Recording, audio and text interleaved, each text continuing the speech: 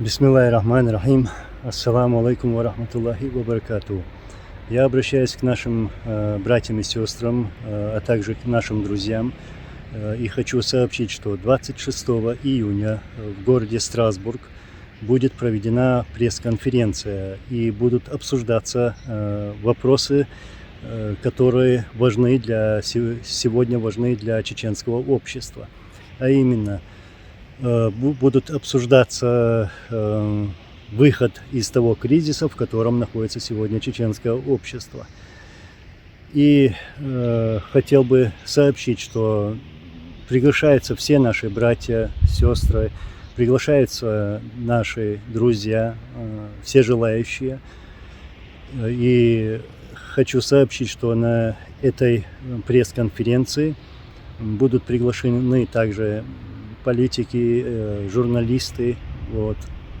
И на этой пресс-конференции мы будем обсуждать также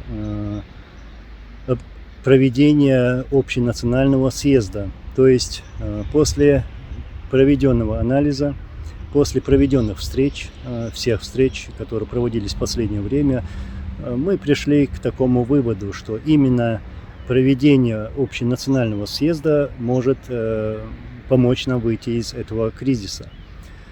В последнее время, скажем, с прошлого года, я встречался со многими нашими братьями в разных городах и разных странах, и встречался с ними без какой-либо дележки, не спрашивал, какое у них мнение, какие у них взгляды.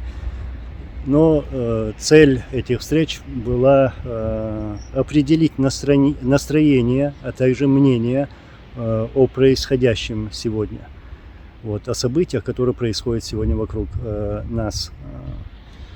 И после общения с нашими братьями пришел к выводу, что именно проведение такой массовой встречи, чеченский общенациональный съезд, поможет нам выйти из того кризиса, в котором мы сегодня находимся. Я подчеркиваю еще раз, 26 июня 2022 года, город Страсбург, Франция, мы проводим пресс-конференцию, а затем планируем провести общенациональный съезд.